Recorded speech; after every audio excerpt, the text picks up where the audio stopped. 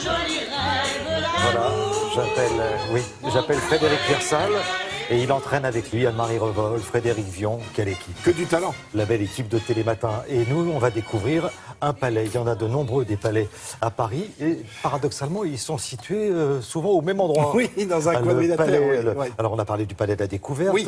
Le Petit Palais, le Grand Palais et le palais de Chaillot. Ah voilà, c'est notre star d'aujourd'hui. Et pour cause, parce que oui, vous le disiez, en plein cœur de Paris, on est face à la Seine.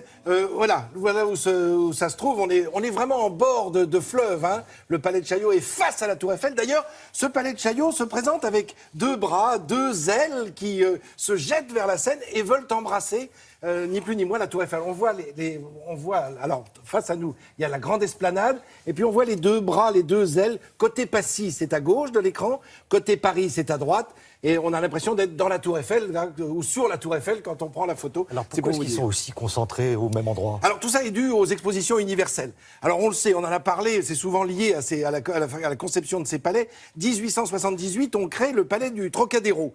Alors bon, parce que le Trocadéro, c'est une petite montagne, la petite montagne de Chaillot, là. Cette petite montagne, déjà Catherine de Médicis avait créé une maison de campagne.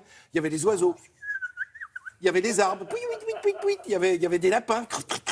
Enfin bref, on était vraiment à la campagne. Vous voyez ce que je veux dire? Bien, je vois, oui. J'essaie de suivre. Du coup, en 1878, on crée à cet endroit, pour l'exposition universelle de 1878, le palais du Trocadéro. Et puis on se dit, est-ce qu'on le garde pas? Et pour l'exposition universelle de 1937, eh bien, figurez-vous qu'on va partir de cette ossature et reconstruire par-dessus, le palais de Chaillot, celui que l'on peut voir aujourd'hui. Alors, pour le palais du Trocadéro, il y avait un théâtre aérien, c'est-à-dire à l'endroit de l'esplanade. Eh bien là, pour le palais de Chaillot, on a enlevé ce théâtre, on a laissé l'esplanade libre pour voir la Tour Eiffel, et on a creusé sous l'esplanade, on a creusé la montagne, je crois que des grosses machines, pour installer le théâtre. C'est ce que je vous propose de visiter, parce que nous sommes allés dans l'aile Paris uniquement, là où se trouvent deux éléments majeurs de notre patrimoine. En route, ouvrez les yeux, on vous emmène, on vous transporte. Eh oui, c'est sur cette partie droite de l'écran. Et là, on va découvrir le Théâtre National de Chaillot, qui se trouve, comme je vous le disais, sous l'esplanade. Oui, on a creusé, oui, on est à plus de 12 mètres sous terre pour réaliser cette salle extraordinaire. Alors on est très art déco, vous allez voir regardez ces escaliers qui sont en train d'être rénovés. D'ailleurs, il y a un appel aux dons, parce que 1937-2017, ça fera 80 ans, et il va falloir les fêter. Et surtout que dans ce grand foyer, il y a une œuvre d'art extraordinaire. Là, c'est signé Paul Belmondo, d'où le fait que son fils Jean-Paul Belmondo est l'un des parrains de cette rénovation qui est lancée. On fait appel au mécénat d'entreprise et au mécénat tout simplement des gens comme vous et moi. Alors là, c'est le plus vieil escalator de Paris et même peut-être de France. Il est encore en service là, pour permettre évidemment aux gens à mobilité réduite notamment de pouvoir grimper ou descendre vers cette salle de 1200 places. Là, on est dans la salle Jean Vilar, qui a été recorrigé par Jack Lang lorsqu'il était le patron du théâtre.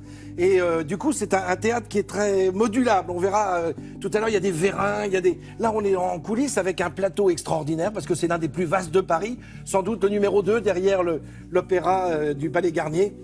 Alors, un théâtre où on a accueilli des spectacles venus du monde entier. Regardez tous ces vérins, là, on voit bien que tout est modulable. Ça sert peu aujourd'hui, mais la salle est extraordinaire. Alors ça mérite une explication. Ah oui, là, on est dans les sous-sols. Il y a un abri anti-gaz. Comme ça a été créé en 1937, on s'était dit, pendant la Seconde Guerre mondiale, il y aura peut-être des attaques au gaz, comme il y en avait eu au cours de la Première Guerre mondiale. Du coup, on permettait au public, éventuellement, en cas d'attaque dans Paris, dans ce quartier de Paris, de pouvoir descendre et de pouvoir, comme ça, se protéger. Alors, cette vue aérienne, évidemment, parce que tout est aérien. On vient de voir le Théâtre National de Chaillot, et dans cette aile de Paris, il y a un deuxième trésor à découvrir, c'est la Cité de l'Architecture.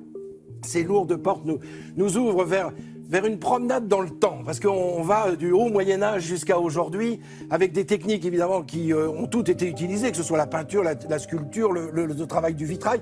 Là, ce sont des anciens piliers, des anciennes colonnes du temps du palais du Trocadéro de 1878, qu'on a conservé précieusement, pour montrer justement qu'on avait construit autour.